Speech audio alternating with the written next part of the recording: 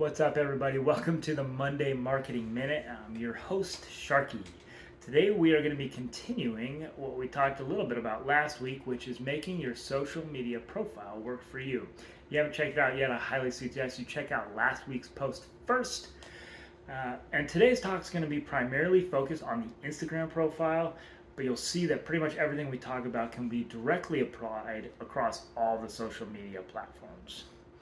So let's take it from the top. Number one, your Instagram tag. Your Instagram tag should be something that clearly lets people know that you're trying to run a business with this profile. So it shouldn't be anything funny, inappropriate, some weird combination of numbers and letters that meant something to you in middle school. It should be clearly able to be read by someone who has no idea who you are as a business name. And keep in mind, your Instagram tag is searchable. So you want to make sure that you have as much information in there as possible without it getting crazy long and obnoxious that people would be able to look up your company with. Number two, your profile photo.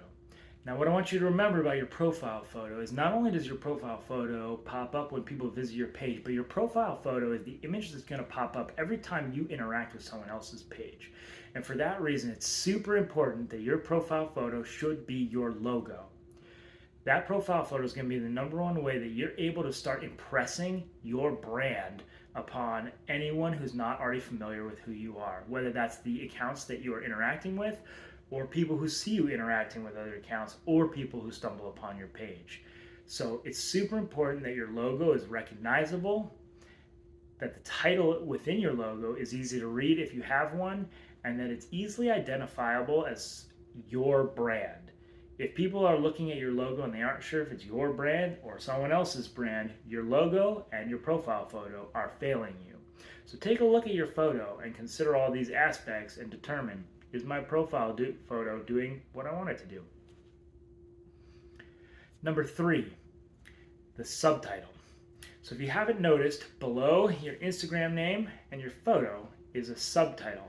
Now, what a lot of people don't know is that subtitle is searchable, meaning that when people pop into Instagram and hit the little magnifying glass icon, whatever they type in there is going to search both Instagram names and those subtitles. So you want something in there that's going to indicate to people what you do, that's going to be an easy way for them to identify who you are and what's going on in your page, but also something that could have a little value in that search bar.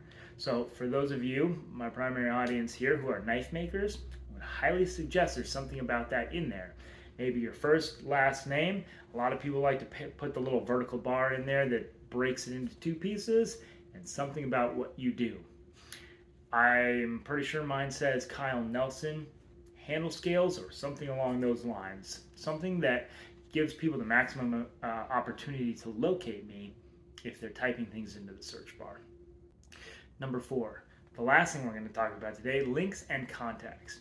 Instagram gives you a couple different opportunities to put specific company identifying information into your profile. Number one is going to be the link line.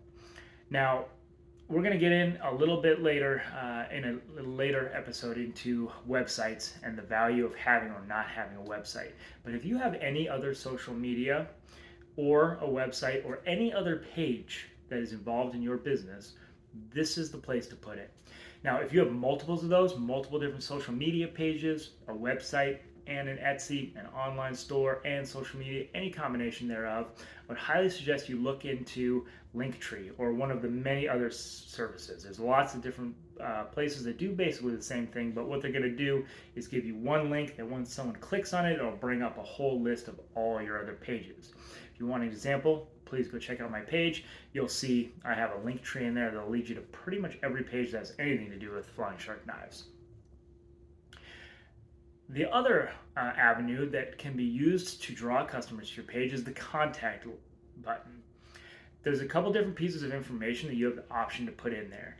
Your phone number being one of them. And now I understand that a lot of people aren't comfortable putting their phone number into social media. I'm one of those people. I do not want my phone number on social media.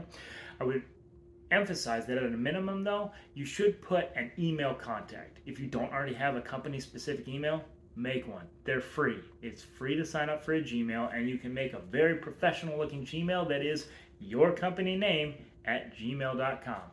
But put an email in there that people are able to reach you at. Keep in mind that not everyone uses Instagram at the same level. And while we would think that most people know what a direct message is, there's an entire generation of people who are not super familiar with Instagram and who clicking a button that says contact me and popping up an email is a significantly simpler way of getting a hold of you than trying to figure out how to use any of the links, buttons, or what a DM is. Now, obviously, these are just 4 different methods that you can use to maximize the efficiency of your profile. There are several other things that we're going to talk about in later discussions as well, to include the highlights function on Instagram, as well as the pinning posts function. We'll talk about those a little bit later, but this is a good starting point to look over your profile and determine, is this profile putting across the image that I want people to see? Does it look like a business? Are people going to take me seriously when they come to this page? I said it several times in my video last week that if you're trying to run a business through social media, that social media page is your portfolio. It's the image that people are going to get of your company, and there are a lot of people who are going to make a decision right there and then on whether they're going to support you or not based on the way your profile looks. So make it look as professional as possible and give people the maximum amount of ways to get a hold of you that you possibly can, so you make sure that you don't miss a sale just because someone didn't understand the social media platform that you're using. All right, that's all I have for this week. Thanks for coming by. We're going to talk about a little bit more marketing next Monday. I hope to see you there.